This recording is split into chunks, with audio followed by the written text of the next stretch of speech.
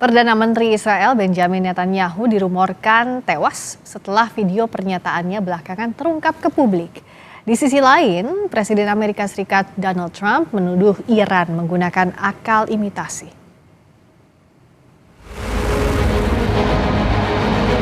Perang Iran dengan Amerika yang dibantu Israel jauh dari kata usai. Setelah menewaskan pemimpin tertinggi Iran, Ayatollah Ali Khamenei, Amerika Serikat mengklaim sudah berhasil menaklukkan Iran. Sementara Iran juga mengklaim telah menewaskan Perdana Menteri Israel Benjamin Netanyahu lewat serangan rudal. Menepis anggapan itu, Netanyahu muncul ke publik memberi ucapan selamat kepada rakyat Iran yang merayakan Tahun Baru Persia. To the brave people of Iran, I wish you, as I do every year, a happy holiday season beginning with the Festival of Lights. It signifies the age-old belief of the Iranian people that light will triumph over darkness, that good will triumph over evil. I take this opportunity to wish you a happy Nowruz, a year of freedom, a new beginning of hope to all of you, my dear friends. Nowruz Piruz, Payonde Iran. Selain pidato ucapan selamat, Netanyahu juga merilis video membantah isu kematian dirinya. Video itu memperlihatkan dirinya sedang berjalan-jalan di sebuah kedai kopi sambil berbincang dengan orang-orang. Sebelumnya, Netanyahu juga menunjukkan video membantah rumor kematiannya dengan memperlihatkan jari tangannya. Namun video di dalam kafe ini menimbulkan teori konspirasi baru. Warganet menyoroti cangkir kopi yang penuh hingga bibir gelas, tapi tak tumpah ketika diminum Netanyahu. Rumor kemunculan video Netanyahu menggunakan akal imitasi atau AI berawal dari visual tangan Netanyahu yang memiliki 6 jari.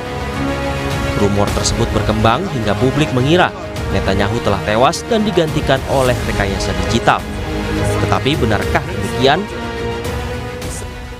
Lagi dari sisi seberapa natural gambarnya gitu, keasliannya. Ada gambar Benjamin Netanyahu di sana. Ya. Di sana.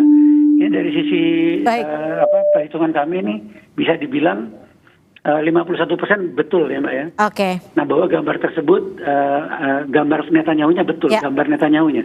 Baik, Tapi kita kalau nanti dilihat dari akan gambar animasi, ini animasinya 47%. Oke. Ujung kesimpulannya adalah bahwa gambar tersebut. Baik, terima kasih Pak Teddy. Ini 98% ini fake.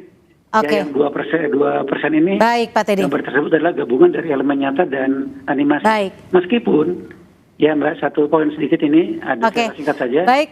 Kami menggunakan cloud AI gitu. Publik mempertanyakan keberadaan Perdana Menteri Israel Benjamin Netanyahu pasca serangan balasan dari Iran yang ditujukan ke Israel. Pemimpin Israel ini dikabarkan juga absen dalam pertemuan Dewan Militer. Lalu di mana keberadaan Perdana Menteri Israel Benjamin Netanyahu dan seperti apa dampak absennya Netanyahu di tengah perang dengan Iran? Kita bahas bersama pengamat Timur Tengah Muhammad Hussein. Assalamualaikum warahmatullahi wabarakatuh, Mas Hussein. Waalaikumsalam warahmatullahi wabarakatuh, Mbak Rizka di sini. Larissa. Ya, Mbak Rizka. Mas Hussein, ini kan menarik ya karena netizen berhari-hari menyoroti di mana Netanyahu sekarang. Nah, bagaimana untuk membaca situasi saat ini? Kalaupun memang masih ada kondisinya baik-baik saja, apa yang membuat warganet saat melihat video-video Netanyahu justru semakin tidak percaya? Ya, pertama ini adalah untuk pertama kalinya dalam 19 tahun masa Netanyahu menjabat sebagai Perdana Menteri Israel. Ini adalah masa terlama dia tidak muncul di publik dalam konteks seorang Perdana Menteri dalam yang menjalankan tugasnya seperti biasa, press release, kemudian juga hadir di pertemuan Dewan Keamanan dan berbagai aktivitas rutinitas lainnya, maka wajar kalau ada pertanyaan-pertanyaan besar di situ. Dan bukan masalah apakah masih hidup atau tidak, tapi pesan apa yang ingin disampaikan. Kalaupun dia sudah mati, sudah terbunuh, maka mungkin kita bisa meraba-raba, kita bisa kita bisa memperkirakan, oh berarti memang dia berusaha untuk menyampaikan kepada publik bahwa dia masih baik-baik saja. Tapi kalau ternyata dia masih hidup, namun dia tidak muncul dan bahkan dia malah memunculkan video-video AI yang akhirnya teridentifikasi oleh banyak platform-platform AI, maka disinilah pertanyaan sesungguhnya, apakah karena memang dia sudah kehabisan narasi, sebagaimana Donald Trump karena kehabisan narasi seperti disampaikan oleh Aragaci, Donald Trump ini dalam 2 pekan terakhir ini menyebutkan narasi kemenangan selama 9 kali. 9 kali dia sampaikan kemenangan terhadap Iran. Ya. Ini sebuah hal yang menurut dia sangat kocak. Nah, namun apakah untuk Netanyahu tidak bisa seperti itu, atau dia menyadari bahwa narasi itu narasi kekonyolan, maka dia berusaha bersembunyi, atau nanti penting yang mungkin jarang dibahas oleh teman-teman, bahwa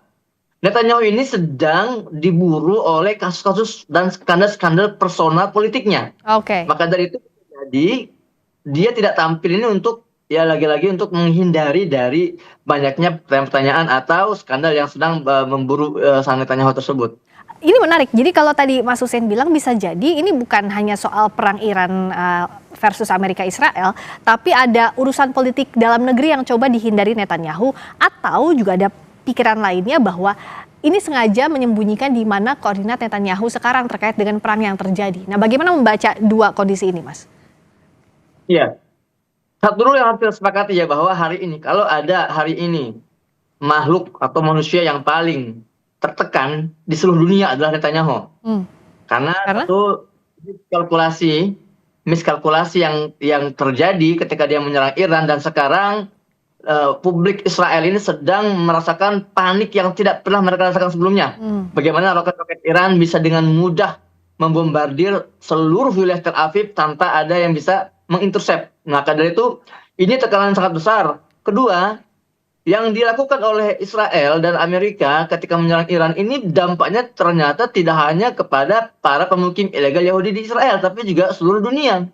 Di mana harga minyak juga semakin naik di atas 100 USD, bahkan diancam sampai 200 USD, dan juga banyak hal lain, tekanan dari domestik, dari para politisi Israel sendiri, tekanan dari rakyatnya, tekanan dari dunia, ini membuat akhirnya si Netanyahu ini tertekan luar biasa, dan dia harus memutar otak, tapi dengan asumsi kalau dia masih hidup ya.